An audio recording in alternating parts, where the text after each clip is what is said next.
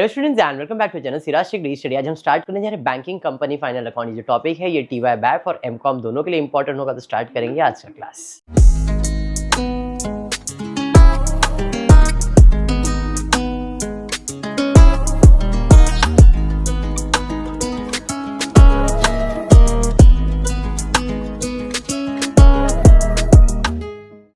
Final account of a banking company. आज की class में कोई सम वगैरह नहीं करेंगे अपन, but balance sheet by heart करने वाले। Balance sheet, profit and loss भी नहीं। अपने को फाइनल अकाउंट जैसे 12th में करते थे सेम है क्लियर। लेकिन इतना है कि 12th स्टैंडर्ड में हम लोग टी फॉर्मेट में करते थे। Trading account, profit and loss account, balance sheet, partner, ये सब चीजें बनाते थे। कोई फॉर्मेट नहीं था, हम लोग को मालूम है गुड से रिलेटेड ऐसे ही करते थे। बट अभी अपग्रेड हो गए, तो एक पर्टिकुलर फॉर्मेट रहता है किसी भी चीज को लिखने के लिए, बराबर है। तो उस चीज को हमको समझना है। अब बैंकिंग की बात करेंगे तो बैंक में पैसा जो आता है वो कितने सोर्स से आ सकता है। बैंक में जो पैसा आएगा वो कितने सोर्स से आएगा, बोलो। दो ही सोर्स है ना। कितने सोर्स है? दो ही सोर्स है। कितने सोर्स है? दो ही सोर्स है। एक तो खुद का पैसा, बैंक का खुद का पैसा, और बैंक का पराया पैसा। खुद का पैसा और पराया पैसा, इसे हम लोग कहते हैं सोर्सेज ऑफ फंड। पहला है ओन फंड और दूसरा है बोरोड फंड। ऐसा किधर तो सुना है तुम लोग ने, एसवाई में, ओन फंड, बोरोड फंड। अब पैसा आया है तो पैसा जाएगा भी, जिसे हम एप्लीकेशन ऑफ फंड कहते हैं, इसे सोर्सेस कहते हैं।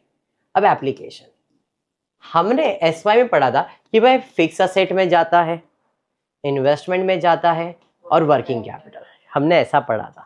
बट अभी ऐसा कुछ नहीं है, अभी अपग्रेड हो गया है।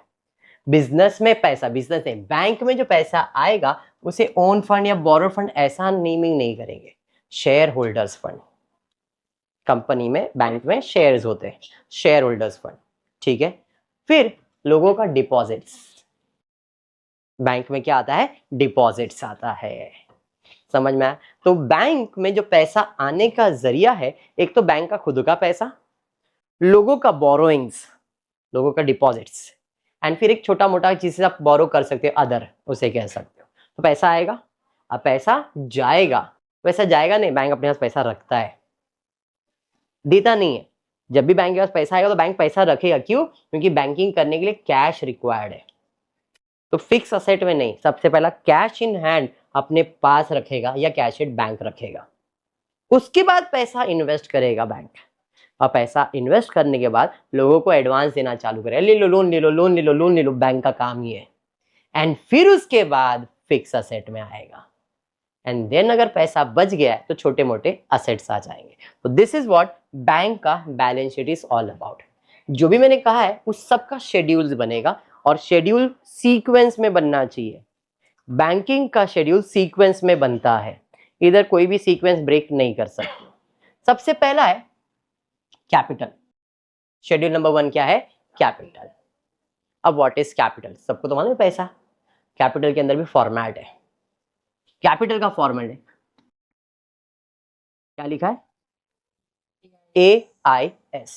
ए authorised capital, I issued capital, S subscribed capital, and C called up capital. AISC. Amitabh is called. Amitabh is called. Amitabh is called. A authorized capital. A authorized capital. I issued capital. S subscribed capital. इन सब का total से कोई लेन then नहीं है, ये सिर्फ presentation के काम आने वाला है। ऑथराइज कैपिटल प्रेजेंटेशन, इशूड इतना इशू किया था, इतना सब्सक्राइब्ड हुआ है। दोनों तीनों का अमाउंट आपके टोटल में नहीं आएगा, सिर्फ प्रेजेंटेशन पर्पस में यूज किया जाएगा। Amitabh is called, Amitabh is called, क्या called? Calls in arrear for feature, calls in arrear for feature, calls in arrear for. Amitabh is called, calls in arrear, share forfeiture, calls in arrear, share forfeiture। तो यहाँ पे authorized capital, issued capital, subscribed capital, बराबर है। उसके बाद आ जाएगा C से था called up capital। क्या है? कॉल्ड अप, ये इंपॉर्टेंट है, ये आपके टोटल में आएगा। कॉल्ड अप कैपिटल में जो शेयर कैपिटल है, कॉल्स इन अरियर है, वो माइनस करूंगा और फोरफीचर है उसे ऐड करेंगे, तो less calls in arrear add share forfeiture. Amitabh is called calls in arrear share forfeiture, calls in arrear share forfeiture, calls in arrear क्या करना है माइनस और शेयर फोरफीचर क्या करना है ऐड। ये आपका शेड्यूल नंबर 1, इसमें क्या आएगा सब चीजें मैंने ही बता दिया, खाली आपको amount fill in the blank करने का। पहला शेड्यूल क्लियर हुआ। शेड्यूल नंबर 1 क्या है, कैपिटल, ठीक है, शेड्यूल नंबर 1। शेड्यूल नंबर 2 पे जाएंगे, reserves and surplus, reserves and surplus. अब रिजर्व्स एंड सरप्लस में भी एक सीक्वेंस है जिसे हम कहते हैं हमारा प्यार, एसएससी का प्यार। क्या बोलते हैं इसे, एसएससी प्यार। क्या बोलते हैं इसे मानसी, 10वीं का प्यार, वेरी गुड। जिसमें S statutory reserve, S statutory reserve, वापस एस है securities premium, S statutory reserve, S securities premium, C capital reserve, C capital reserve, P R profit and loss. Reserves in surplus, profit and loss कहां जाता है, reserves in surplus में, capital reserve reserves in surplus में, statutory reserve reserves in securities premium, उसके अलावा general reserve भी आएगा, वो सभी इसी में। इन शॉर्ट रिजर्व्स के अंदर बेसिक इतना रिजर्व आपको याद रखना है, जिसमें इंपॉर्टेंट है स्टैट्यूटरी रिजर्व। बैंकिंग के लिए स्टैट्यूटरी रिजर्व इज मैंड, statutory by default government company बोलता है इतना रिजर्व रखो बैंक के अंदर, उसे स्टैट्यूटरी रिजर्व करते हैं। अभी रिसेंटली हम लोगों ने इंश्योरेंस कंपनी किया था, अनएक्सपायर्ड रिस्क। इसका मतलब क्या होता है कि भाई कंपनी ने बोला, इंश्योरेंस कंपनी, भाई इतना रिजर्व रखो तुम्हारे पास अनएक्सपायर्ड रिस्क के लिए। वैसे ही बैंकिंग के अंदर भी स्टैट्यूटरी रिजर्व मेंटेन करना पड़ता है, इसलिए पहला रिजर्व स्टैट्यूटरी रिजर्व है। जो भी रिजर्व रहेगा इसका बेसिक सा फॉर्मेट रहेगा। For example statutory reserve, add opening, add addition, less closing, opening addition deduction closing, opening addition deduction closing, opening addition deduction closing. Statutory reserve का ओपनिंग, कोई addition हुआ ऐड करेंगे, कोई डिडक्शन हुआ माइनस करेंगे, closing है वो लेस करेंगे। Opening addition deduction closing, opening addition deduction closing, opening addition deduction closing. समझाइए, हर रिजर्व का फॉर्मेट यही रहेगा। ओपनिंग अपने को पहले से दिया रहेगा, इस साल कितना रिजर्व करना है एडिशन, कोई डिडक्शन करना है, किसी को पे वगैरह किया है, और क्लोजिंग कितना बच गया है वो, opening addition deduction closing, opening addition deduction closing. ये हर रिजर्व का फॉर्मेट है एसएससी का प्यार, statutory reserve, securities premium, capital reserve, profit and loss. ठीक है, ये तो शेड्यूल नंबर 2 क्लियर हो गया। कैपिटल के बाद रिजर्व, ये हो गया खुद का पैसा। ठीक है, मैंने 2 ही चीज लिखा, statutory and profit and loss, बाकी कुछ आएगा तो लिख देना। क्लियर है ये। उसके बाद खुद के पैसे के बाद पराया पैसा, मतलब लोगों का डिपॉजिट। शेड्यूल नंबर 3 है डिपॉजिट, और बैंक के लिए डिपॉजिट इज दोस्त।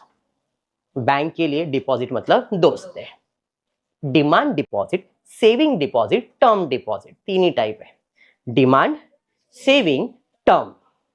Demand deposit, saving deposit, term deposit, demand deposit, saving deposit, term deposit, demand deposit, saving deposit, term deposit. Clear हो गया। ओ साइलेंट है दोस्त। ये मैं बता जो रहा हूं ना, ये सब चीज क्वेश्चन में आने वाला है, कीवर्ड में लिख के दे दिया है मैंने, खाली अमाउंट भरते जाना। समझा। शेड्यूल का सीक्वेंस यही रहेगा। फिल इन द ब्लैंक में भी आता है। शेड्यूल नंबर 15 क्या है, अरे याद करने का, शेड्यूल नंबर 15 क्या था, आएगा बेटा, कंट्रोल 16 है, 16 यहां तक क्लियर है, याद हो जाएगा। रे मैं क्यों ऐसा कर रही है, इधर तो ध्यान दे। Capital reserve, D deposits, schedule number 3 हो गया, ये समझा आपको। नेक्स्ट शेड्यूल नंबर 4 बोरोइंग्स, पैसे की जरूरत पड़ती है, जिसे हम लोग क्या कहते हैं, बोरोइंग्स। इसमें कोई कीवर्ड नहीं है, क्योंकि बोरोइंग्स स्पेसिफाई कर रहा है, बोरोइंग्स है, बोलेगा बोरोइंग्स तो उसमें लिख देने का, तो बोरोइंग्स के अंदर कोई कीवर्ड दिया नहीं है। And next is other liabilities and provision. बॉई, क्या नाम है, बॉई, BOI नहीं, बॉई, और आई के ऊपर स्क्वायर दिख रहा है आपको। ठीक है, बी से है बिल्स पेबल, ओ से है अदर लायबिलिटीज, आई से है inter office adjustment, inter office adjustment, income tax. ये सब चीजें आगे फ्यूचर में लिख के दूंगा, अभी खाली कीवर्ड के लिए। B bills payable, O other liabilities and provision, I inter office adjustment, inter office adjustment, and और एक आई है तुम्हारा इसके लिए इनकम टैक्स प्रोविजन। ठीक है, ये हो गया तुम्हारा लायबिलिटीज। 5 शेड्यूल्स है लायबिलिटीज के, ये सारे शेड्यूल्स क्रेडिट शेड्यूल्स है। पहला schedule number 1 capital, schedule number 2 reserves and surplus, 3 deposits, 4 borrowing, 5 other liabilities and provision. ये सब आपके क्रेडिट लायबिलिटीज हो गया, असेट पे जाते हैं।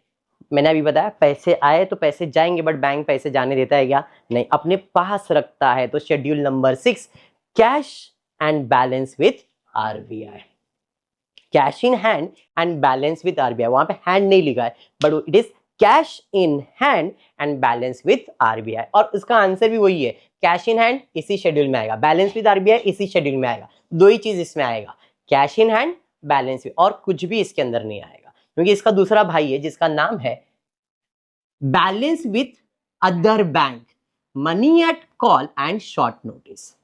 ऐसा ही सेंटेंस आएगा और शेड्यूल का नाम भी वही है, balance with other bank, schedule number 7, money at call, schedule number 7, short notice, schedule number 7।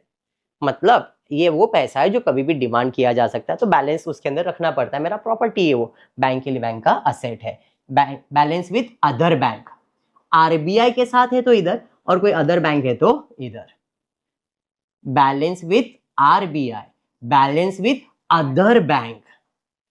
ठीक है, शेड्यूल का नाम cash in hand, schedule number 6, cash at RBI, schedule number 6, cash with other bank, schedule number 7। ये schedule number 6 और 7 cash का ही है। दो schedule बनाते हैं कैश के लिए, cash in hand, balance with RBI, cash with other bank, money at call, short notice. ये समझा? अब पैसे के बाद अपन क्या करेंगे? इन्वेस्टमेंट करेंगे, और इन्वेस्टमेंट करने से फायदा होता है क्या? इंटरेस्ट वगैरह मिलता है। इसके बाद आएगा शेड्यूल नंबर 8 इन्वेस्टमेंट, जो कि है गॉड्स। क्या है? गॉड्स, गवर्नमेंट सिक्योरिटीज, ओ अदर इन्वेस्टमेंट, समझ में आ रहा है? D debentures, H shares. तो ये सारी चीजें इन्वेस्टमेंट। जी गोल्ड भी आता है, गवर्नमेंट सिक्योरिटीज भी आ जाएगा, अदर इन्वेस्टमेंट, ऐसे कुछ भी नाम आ जाएगा, तो ये सब आपके इन्वेस्टमेंट्स में आ जाएंगे। ठीक है, शेड्यूल नंबर 8 पैसा था, इन्वेस्ट किया। अब क्या बोलेंगे? आ जाओ भाई लोन ले लो, लोन ले लो, लोन ले लेंगे। तो हमारा next schedule, schedule number 9, very very very very very important schedule for bank is advance. Very important schedule, थोड़ा सा इसको बड़ा ही बनाने का है, क्योंकि बैंक का काम एडवांस देना है। तो बैंक आपको एडवांस देती है, और एडवांस में अलग अलग टाइप्स होते हैं, इसके लिए शेड्यूल थोड़ा सा अलग बनता है, थोड़ा बड़ा बन जाता है। बहुत रेयर केस में प्रेजेंटेशन पूछा जाएगा, अगर प्रेजेंटेशन पूछ रहा है तो इसको मार्क्स दिया जाएगा, नहीं तो फिर नॉर्मल जैसा सब शेड्यूल है वैसा ही इसको भी बनाने का। ये वर्किंग है, आंसर नहीं है, एकदम क्लियर बता रहा हूँ, ये पूरा वर्किंग है ये, बट ये सॉल्व होएगा तो ही तुम्हारा आंसर आएगा। यहां तक क्लियर हुआ शेड्यूल नंबर 9 तक। Next schedule number 10 is my fix asset. Bank के पास गिन के 3 फिक्स असेट्स आएंगे, गिन के 3 फिक्स असेट। एक तो जमीन है, दूसरा फर्नीचर है, तीसरा कंप्यूटर्स है, और कुछ रहता नहीं है। तो यहाँ पे फिक्स असेट में फर्नीचर आ जाएगा, कंप्यूटर आ जाएगा, लैंड एंड बिल्डिंग आएगा, और मोस्टली कुछ नहीं आएगा। उसके अलावा लास्ट शेड्यूल है, यहाँ पे लिखा नहीं है, शेड्यूल नंबर 11 अदर असेट्स। क्या है? Other asset. Schedule number 12 is my contingent liabilities, but उसके ऊपर आएगा शेड्यूल नंबर 11 अदर असेट। जो इस असेट्स में नहीं आता है तो वो सब इधर लिख देते हैं। समझाइए? ये आपका वर्किंग है, और इसे कहते हैं note to account, notes to account. इसमें हम क्या करते हैं, जैसे 12th में 2 इफेक्ट देते थे, याद है? तो इधर भी ये बैलेंस शीट है, लायबिलिटी साइड, असेट साइड। अभी ऐसा बाइफरकेट नहीं करके दे रहा हूँ, ये आपके शेड्यूल जो है लायबिलिटीज के, और ये जो शेड्यूल्स है वो सारे असेट्स के। ऐसे अपने को प्रॉफिट एंड लॉस के भी शेड्यूल्स बनाने, अभी के लिए नहीं, प्रॉफिट एंड लॉस फिर 2 इफेक्ट देंगे। लेकिन जब क्वेश्चन सिर्फ बैलेंस शीट का आएगा तो क्वेश्चन टैली है, सॉरी क्वेश्चन टैली है, अपने को सिर्फ इसमें लिखने का है प्रॉपर हेडिंग में, और उसका टोटल फॉर्मेट में आके पेस्ट करना है। ये बन जाने के बाद this is my format, this is my answer. Balance sheet, capital and liabilities, capital and liabilities, इसके अंदर आएगा share capital, reserves and surplus, deposit, borrowings, other. 1 2 3 4 5, इसका टोटल लिया, इसका टोटल लिया, इसका टोटल लिया, सबका टोटल इधर आके लिखने का, डन, लायबिलिटीज हो गया। असेट्स में cash in hand and balance with RBI का टोटल, schedule number 6, balance with other bank, schedule number 7, investment, advance, fix asset, other, इतना ही है। कंटीजेंट लायबिलिटीज टोटल में आता नहीं है। आपको क्या करना है दिशा, आपको क्वेश्चन है खाली पोस्टिंग बराबर से करना है, टोटल करना है, इधर पेस्ट करना है, बैलेंस शीट खत्म। पहला मैं जो सम स्टार्ट करूंगा मैं बैलेंस शीट से चालू करूंगा। पहले बैलेंस शीट एक्सप्लेन करता हूँ, बैलेंस शीट एक्सप्लेनेशन के बाद प्रॉफिट एंड लॉस एक्सप्लेन करूंगा एंड देन कंबाइन सम करेंगे। मतलब बैंकिंग कैसे करने वाले, पहले बैलेंस शीट के सारे सम्स करते, फिर प्रॉफिट एंड लॉस का। प्रॉफिट एंड लॉस में 4 ही शेड्यूल है, टोटल तुमको 16 शेड्यूल्स है, जिसमें से 12 तो मैंने अभी करवा दिया। प्रॉफिट एंड लॉस में सिर्फ और सिर्फ 4, 2 इनकम 2 एक्सपेंस, 2 इनकम के शेड्यूल है, 2 एक्सपेंस के शेड्यूल है, प्रॉफिट एंड लॉस खत्म हो जाएगा। सिंपल है बट लेंदी है, एकदम क्लियर बता रहा हूं। टॉपिक सिंपल है लेकिन लेंदी है, क्योंकि इतने सारे शेड्यूल्स बनाना कंपलसरी हो जाता है और सीक्वेंस में ही बनाने का, कोई सीक्वेंस को आप ब्रेक नहीं कर सकते हो। ठीक है, पक्का समझा क्या किया आज, याद रहेगा। पहला एक बार schedule number 1 capital, Amitabh is called, share for future calls in arrear है। ठीक है, उसके बाद रिजर्व्स एंड सरप्लस, एसएससी का प्यार है, डिपॉजिट मेरा दोस्त है, उसके बाद बोरिंग्स में कोई कीवर्ड नहीं है, other liabilities boy, cash in hand and balance with RBI, cash with other bank, money at call, short notice, investment मेरा गॉड है, बराबर है, एडवांस वेरी इंपॉर्टेंट, एडवांस के बाद आ जाएगा fix asset and other asset, and last is contingent liabilities. समझा ये, पक्का फॉर्मेट क्लियर हो गया है। देखो आप लोगों को टीवाई बैफ को ऐसे अलग अलग बैलेंस शीट ऐड करने के, ये सेम चीज इंश्योरेंस कंपनी में भी आने वाला है, बट ऐसा नहीं, थोड़ा अपग्रेड हो जाएगा बैलेंस शीट का फॉर्मेट। फिर यही चीज कंपनी अकाउंट में जो आपको इंटरनल रिकंस्ट्रक्शन और बायबैक करना है, तो बायबैक में बैलेंस शीट बदल जाएगा। तो आपके लिए बैलेंस शीट के 3 वैरायटीज है, इंटरनल रिकंस्ट्रक्शन बायबैक का balance sheet is different, banking का balance sheet is different. Sir क्या डरा रहे हो सर, डरा नहीं, बता रहा हूँ सिर्फ, रिया चाले करो मत, ठीक है। आई होप इतना क्लियर है। अरे रिया जाग गई रे, रिया क्लियर है इतना, तो आज की क्लास में इतना ही करेंगे। होपफुली वीडियो पसंद आए तो प्लीज वीडियो को लाइक कर देना, फ्रेंड्स ग्रुप में शेयर करना, चैनल को सब्सक्राइब करना। Thank you for watching the video.